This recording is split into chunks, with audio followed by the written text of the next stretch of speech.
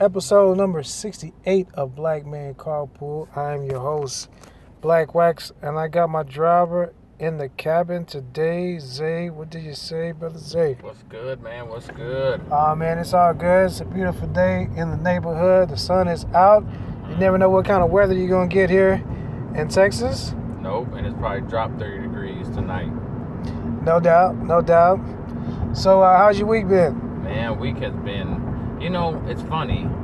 When you come off of a 3-day weekend, it seems like those, for me personally, Right. it feels like those weeks are always the longest. Right. This week has been so busy that everything has gone by fast. It's Friday. It's Friday. It's literally Friday. Yeah. I mean, it's just been hustle and bustle all week long. No doubt. So this week has been quite exciting and entertaining. The end of the month end of February was just super busy with me at work trying to close out those last minute deals. And so I got all my deals in, and I was kind of happy that the beginning of the month came around. Got a little bit of a break, but it's cranking right back up. So selling around the clock, bro. Yeah, and we're already in March. Could you believe that? It's already March. It's already March. First quarter's almost First over. quarter, man. Just about over. Wow, it's like 2017 just started. Yep. Wow. We're rolling. Time waits for nobody. Time waits for no man.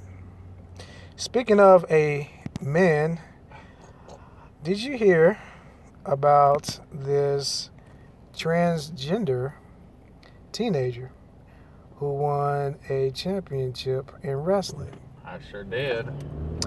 Now, when I saw the news story, I will admit, I was a little confused, right? Mm-hmm.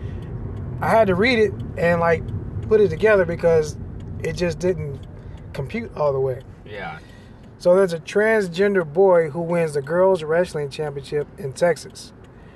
So his name is Mac Beggs.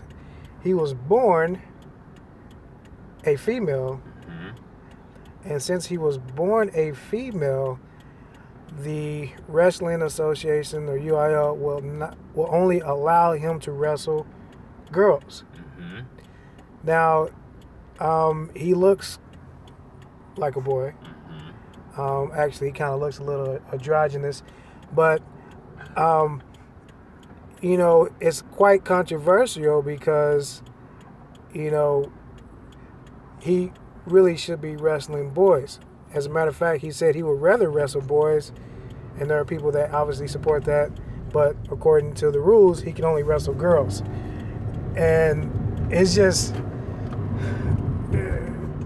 obviously it has garnered national attention, and I know you being a wrestling fan and athlete yourself, I wanted to get your 2 cents on this story. Well, that's a little weird, to be honest.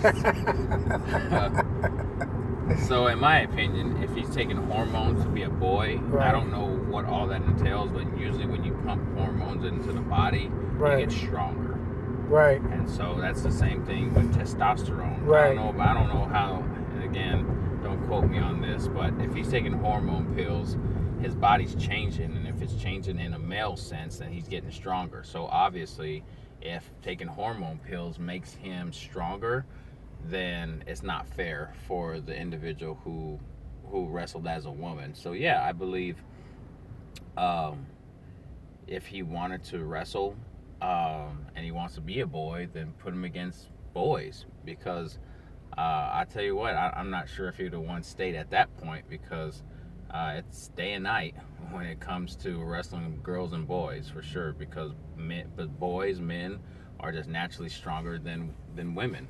Now, you do have those one-offs where you have the big girl who will fight anybody and their mama. Right. However, when it comes to wrestling, it really does have to do with flexibility and strength. And the stronger you are and the more flexible you are, the more opportunities you have to win. And in my opinion, he probably should be wrestling boys. All right. Let me read part of this news article from CNN. Dr. Brandon Miles, assistant professor at Emory University, said testosterone and anabolic steroids are in the same family and have the effect of increasing muscle mass and strength gains. The The UIL rules prohibit illegal steroid use with the exception of those prescribed by doctors for valid medical purposes. Mike Beggs' use of testosterone has not barred him from the competition. Yeah, that's kind of a loophole. They need to figure that out. Yeah. Because, yes, if he's taking testosterone and hormone pills, I mean, that's the same thing as taking steroids. Yeah. So he said, I would rather have the chance to compete than not compete at all. Now, you see, like, and I know wrestling is a individual sport. Mm-hmm. Team sports are a little bit different because, I've seen girls participate in, boys football. Mm-hmm. And some of them are very good and they excel. Mm-hmm. So I don't know why the UIL rule would be different from a girl participating in an all-boys sport versus a transgender boy wanting to compete with the stronger division. Yeah, and that's where it gets tricky. And, do we need to make a third genre, like transgender kids wrestle against each other? Well, let me put this position out. Why do we have transgender teens? Shouldn't you only be allowed to make that decision post 18 years of age? Well, I think it's deeper than that. It's more of a mentality thing. It's not anything to where you just wake up one day. And again, I could be wrong, but in just the stuff that I heard, you just don't wake up one day and say, hey, I'm a girl, or hey, I'm a boy. It's something that, when you're growing up, parents seeing different signs, instead of the kid wanting to play with G.I. Joes, he wants to play with Barbie dolls or whatever. So by the time they're in middle school, they're already acting like a boy or they're already acting like a girl, so it's not like, it's not like something to where it's like alcohol, like after the age of 21, I'm legally able to drink. That's more of a legalistic way of looking at it, but this is more, I think, of just a gender confused individual who feels they're the opposite sex, and it's probably been going on for quite some time. So if it's been going, if it really is true that they're born this way and they feel a different way about what they are, then it's something that when they're a teenager, they're probably already fully blown feeling like this. So I'm gonna give this really, really simplified comparison. When I was growing up, I grew up with a fair amount of tomboys. Girls who didn't really like Barbie dolls. They want to go out there and play ball and, play in the sand and, play with cars and do all the things that boys traditionally do. So, didn't like to wear dresses or skirts or gowns or things like that. Some of those girls now are feminine or very dainty. They kind of grew out of that tomboy stage. Not all of them, but a lot of them, grow out of that tomboy stage. Yeah. And so once they become an adult, now their body is fully developed and their mind has changed and the values have changed. So 15, 16, 17 years old, your body is not fully developed. Yeah. So I think that's a lot of freedom to give a teenager. Yeah. And a lot of it comes down to maturity. They haven't matured yet, and maybe one day they'll snap out of it and be like, yeah, I really do feel like I am a boy or a girl. But with Bruce Jenner hitting the map and so many people coming out after Bruce Jenner saying that they felt this way for years, I feel it was obviously something that was overlooked as a concern. Maybe where someone like myself would think it's perversion, but when you have millions of people coming out saying that they've been feeling the same way as Bruce Jenner has for years, and they're adults, then it's probably something worth taking a look at. And that's why I think President Obama came out with this transgender bathroom thing. But there's a lot of people who I guess really suffer from this, And I can't relate because I never ever wanted to be a woman. I thank God every day that I came out a man. Right. But obviously, my situation isn't the same as a lot of these people who are dealing with this confusion in their life. And so, I don't know if it's something that you grow out of. I just don't know. That's a sensitive subject for a lot of people going through that. But what I do know is if you want to be a boy, you might as well go on and act like a boy and start taking stuff on the chin instead of wrestling girls. Mm-hmm. Yep. So it'll be interesting to see what UIL rules change come from this in the state of Texas. Yeah. The state that we do live. Mm-hmm. I almost feel like segue into a really bad joke. I think I'll go ahead and do it. So, rapper / podcaster Ice-T once said, "I'm trans financial. I'm really a millionaire trapped inside of a billionaire's body." Let me out. All right, so moving on to politics. Uh-huh. Did you see President Donald J. Trump speak in front of the joint sessions of the House and Senate, in front of the Congress? I sure did. And so, what do you think about that speech? Some people are saying that was his best speech yet.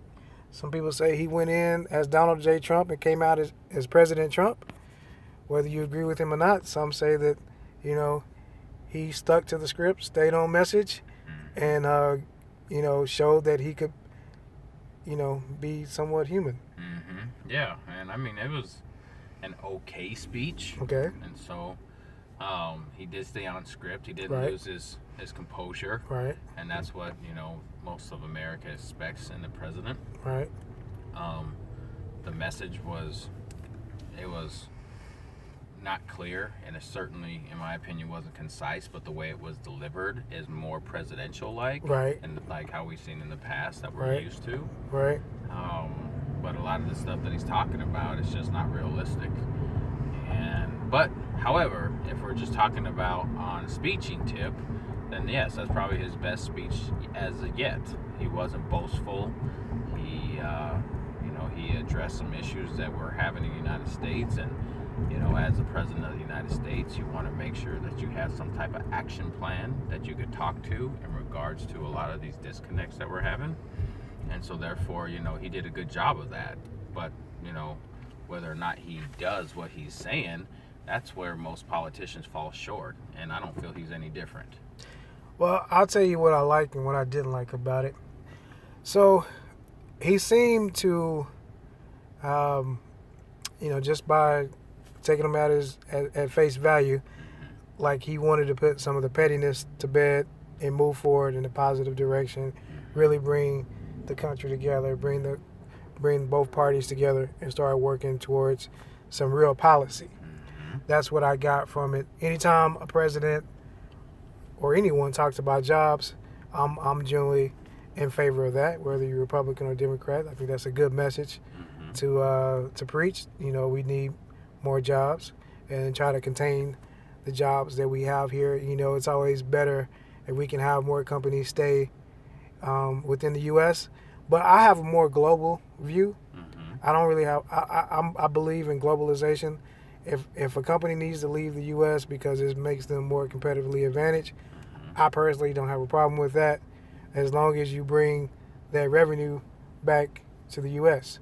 Okay. Unfortunately, not every company does that.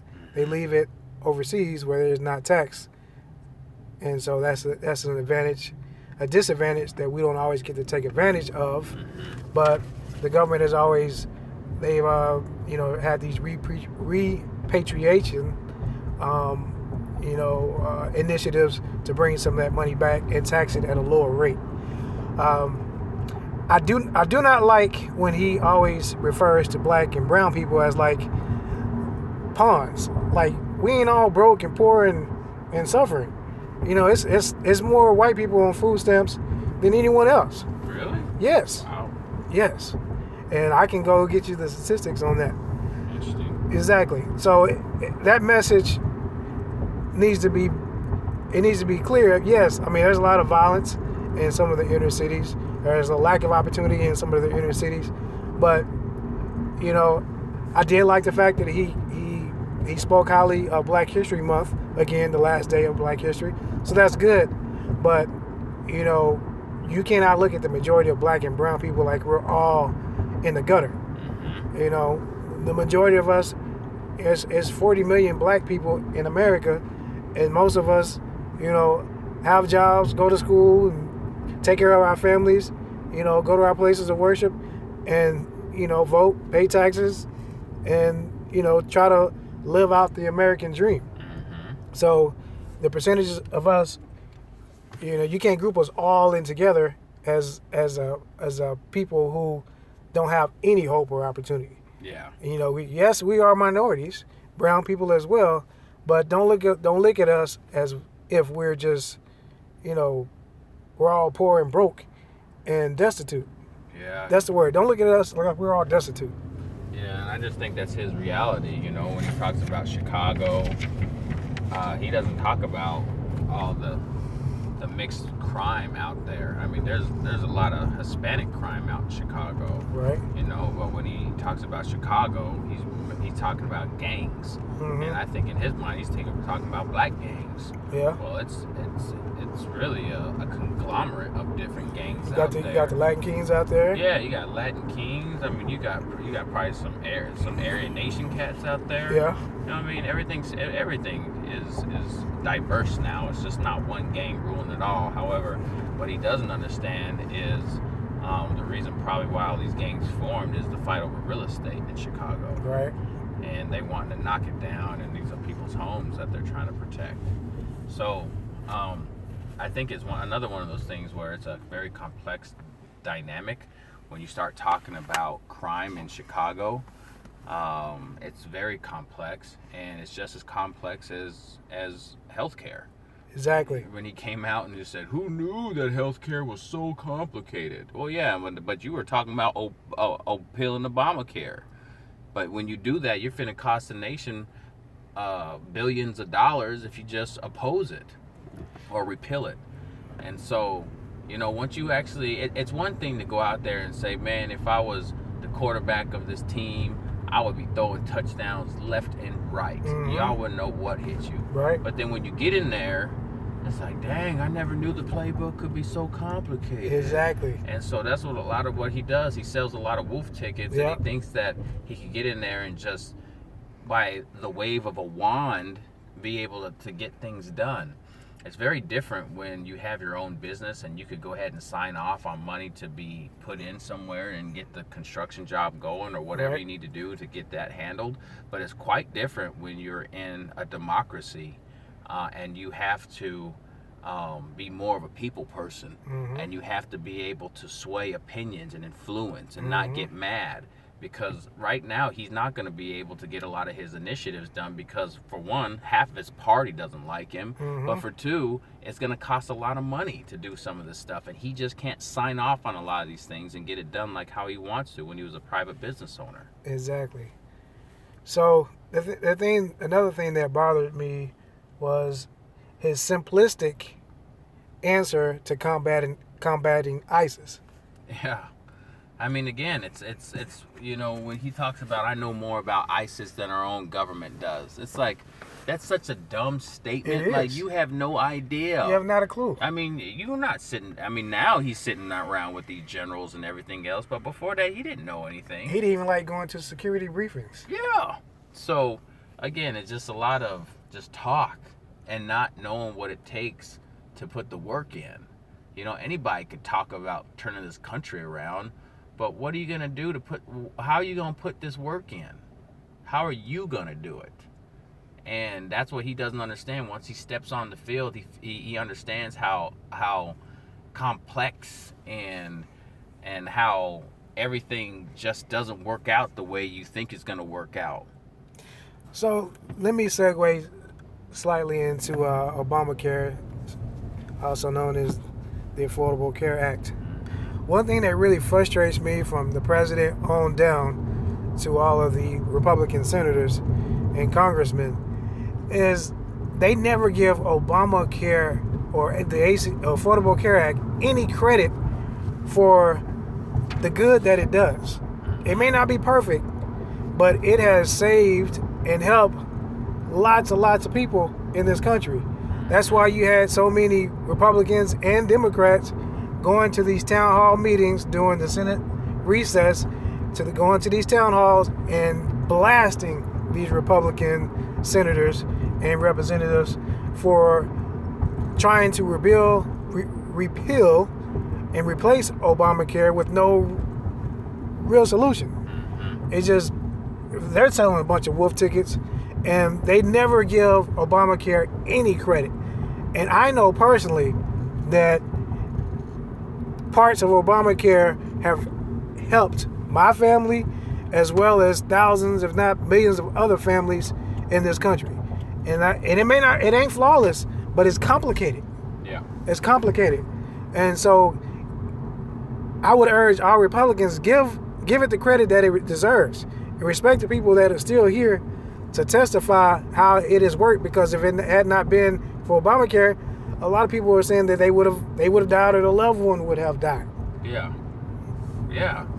And the thing is, when you kind of let me see what I'm trying to say. I'm trying to gather my words. When you create a new will, and I'm talking about Obamacare because it's quite different than, it's supposed to be different than how insurance is done beforehand. You got to understand the infrastructure is not going to be all the way there. Right. And so it's something that you continuously get better over time. Right. So Obamacare, it really only had 4 years to really ramp up. It didn't have the whole 8 years. Right. The whole 8 years he had to fight just to get it on the board. Right. And then it took 4 years to kind of build it out a little bit. But there's still a lot of gaps within Obamacare. So what you do is you continuously build it to where you're bridging the gaps. And that's where the hard part comes in at. But you can't just set something up and then expect it to work right away, especially when it's something brand new. Like a newborn baby just doesn't figure out, just doesn't walk or run right when they're born. They have to crawl on their stomach first. Then it's crawling on their knees. And then it's trying to walk and falling down and getting up and failing. And finally he's able to get his balance. And then later on in life, he's able to walk. Like, these things take time. You have to nurture them. And just to come in and say, I have a better plan and I'm just going to get rid of everything and I'm going to make it a free market enterprise and let the market do its thing. I mean, you're putting a lot of people in a lot of tough positions here. Yep. So, again, he's jumping through a lot of hoops that he just never really thought that he would have to. He just thought it would be the wave of a pen and everything would be all good. But obviously he didn't listen to his debriefing or the debriefing of President Obama when he probably had those private conversations with him and giving him, the insight that he needs to possibly be successful in this presidency. Because right now he's facing all kinds of oppositions, and whether it's policies or travel ban or Obamacare or whatever, it's going to be an uphill battle, and that's what he didn't understand. Was that this is an uphill battle, and it's not just a wave of a wand in your own private organization where you can throw money wherever you want to. It doesn't work like that anymore. Right. It's like Obama. It's like the Obama administration.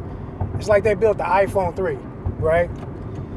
Yeah. Don't complain about the iPhone 3. Just go build an iPhone 7 or 8. Yeah, exactly. Build upon that technology. Exactly. But acknowledge the technology. You hit it right on the head. I mean, even, when new technology comes out, there's gaps. There's things that it doesn't hold. Sometimes they don't hold the internet the way it should. Right. It may be slow. Right. Sometimes some of the apps don't work properly that you download. And so you build on that. You make it better. Get updates. Yeah. Exactly. And so, but, he don't understand that. He feels it was more expensive for most people and all this and all that. And so instead of trying to make it better, he's just trying to kick it out the door and figure out something else. But what he's understanding at this point is that Obamacare is probably here to stay. Because if he repeals it, he will put this country in so dire straits without having something else in place that it would really probably collapse a part of the economy. So the complaint is, oh, Obamacare is so expensive, it's so expensive. But going for a person that never had insurance, is you're already in the black by having insurance. Well, let me tell you my experience, because I actually got on Obamacare. Okay. And I mean, Obamacare was great when I was going to the hospital, when I was going to the doctor and things like that. But no doubt, it was expensive. And if it had to be, if I ain't never had insurance, right, and now you're telling me that I have to pay, because my premium was $245 a month. Okay. And so if I don't have no job and I ain't never had insurance in the first place, or I have a job and I don't have any insurance, and then, if I'm trying to make ends meet, because more than likely, if I don't have insurance in the first place, I'm probably just doing odd jobs just to make a little bread. Mm-hmm. And so if you ask me, if I had a little bit of money coming in, would I sign up for Obamacare if it was $245? I'd be like, I'm good. I'll just go without insurance. And I know that sounds crazy, but when you're broke and you have stuff that's coming out of your pocket that you barely even use, like take for instance, if someone hardly goes to the doctor, right, and you're over here hitting them with $245 a month just so when I file my taxes to where I'm probably not going to get that much of a return because I didn't make that much, I could possibly be taxed. It's like, man, someone who's trying to make ends meet is like, whatever, I'm not paying that money. You guys can figure something out. I'll go get Cobra insurance or something else. Cobra is no cheaper. Yeah, so it's either I find a different alternative, but if it's that expensive and I don't really go to the doctor, what am I paying it for? So I think Obamacare, again, it has gaps. There's certainly a lot of stuff that needs to be revised and made up, and it needs to be better. But you just can't get rid of the whole thing. No, you can't do it. And so I think personally Obamacare is here to stay, whether they change the name or whatever. The same policies are going to be in place no matter what you call it. Just make it better. That's all. So I'll give you my experience. So my 16-year-old son, he's diabetic. Mm-hmm. So he has to have insulin every month. Yep. About a year and a half ago, he had used his full allocation of insulin for the year. Mm-hmm. So we had to come out of pocket until the new, till the new year came around. And I think it was 2014. So 2015, we had 2014, for 2 or 3 months, we had to come out of pocket. Mm-hmm. So for one vial of insurance was like $200. Yep. All right, so he needs it. Okay, we just put it out there for $200. Okay, we pay for it. Mm-hmm. 2 or 3 weeks later, he needs another vial. I'm like, hold on, we just bought one. Okay, but he needs it. So I think we dropped another $200. 2 or 3 weeks later, he needs some more. I'm like, I thought this was supposed to last like 30 days. Yeah. And so I was like, I told my wife, call the hospital, see if he's not using too much, or if they have any kind of promotion, any kind of discount, any kind of hookup. Yeah. Do we need a order from Canada or what? What's going on? Mexico, we gotta find something. Yeah, Mexico. Killing me. Yeah, this is steep. So she called the hospital, Children's Medical Hospital, and they told her, oh yeah, there is a program where you can go get the insulin for like $12. Only thing is, you're gonna have to drive downtown and you might have to pay for parking. I'm like, I don't care if I gotta drive to Austin. Yeah. and yeah, we gonna drive downtown and pay whatever it is for parking to get that $12 insulin medicine. So when I went to go pick up the medicine, they had 3 vials ready for us. So I'm prepared to spend $36, Mm-hmm. right? So it came out to $12 for all 3. Mm-hmm. And so I was just blown away. I was like, how is this even possible? She's like, well, this is a part of the Affordable Care Act. And then the light bulbs just went off in my head. I'm like, whoa. So you mean to tell me insurance companies and pharmaceutical, or not insurance companies, But pharmaceutical companies have been hiking up the price of medicine by 800%. 800%. It's ridiculous. So the light bulb went off. I'm like, I understand all medicine medicine is not free unless you do something, eat plant or fruit or whatever you consider that medicine. But I mean, for the average, I'm not a pharmacist, but I understand that there's a cost to putting these medicine packages together, for lack of a better phraseology. Mm-hmm. So I understand there's a cost involved, but it can't be. I think they have inflated the cost so much that we just gotten used to it. Yeah. And we just accepted it. Mm-hmm. But they inflated by hundreds, if not 1,000%. Yeah, I mean, the same thing with HIV medication. The guy who came out with the suppressant for HIV, he kicked it up 800%. Yeah. And that's why it was so expensive back in the day, you know what I'm saying? And the only living survivor that I know that has HIV is Magic Johnson. Why? Because he has the money to go ahead and muster it up. But nowadays, it's a lot cheaper, I was told.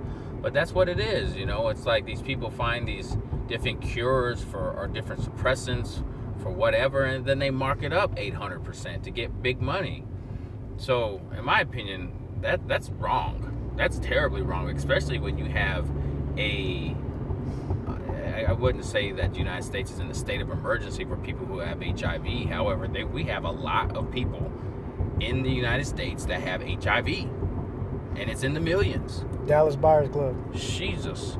And so for you to hike this thing up 800%,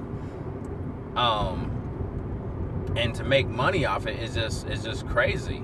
And obviously there's people out there that was willing to buy it because, their life's on the line, so they're willing to fork it over. So you do have some wealthy people out there that do have HIV. However, you're not catering to the masses, which is a shame, because if you could do a public service and help everybody out, you're going to get helped out in the long run. But not all people think like that. Not everyone wants to pay it forward and be altruistic. Yep. Do you know anybody in pharmaceutical sales? I do not. Have you heard of the income? Yes, I heard it's very lucrative. If you're everyone kind of knows that. Yeah. You may not know someone who does it, but right. They're going to make anywhere from $91,746 up to $120,606. Yeah. Yeah. I know. Wonder why? Well, exactly. Those markups. So, yep, I get it. Wow. All right. Well, that's all the topics that I had on my agenda for today. You got any shout outs? No, I don't. I ain't got no shout outs. Not today. I got a shout out. All right. Attorney General Jeff Sessions. I want to give him a shout out for recusing himself from the Trump administration Russian probe. You did the right thing. You did the right thing. You recused yourself. So I think America will be better off for that. We can get closer to the truth. All right, so you guys can find us on Facebook, YouTube, Mixcloud, iTunes, Google Play, all of the usual suspects. We appreciate you listening. Tell a friend to tell a friend. We'll be back with you next week to bring you some more high content. This has been episode number 68 of Black Men Carpool, Black Wax and Zay. We out. Peace.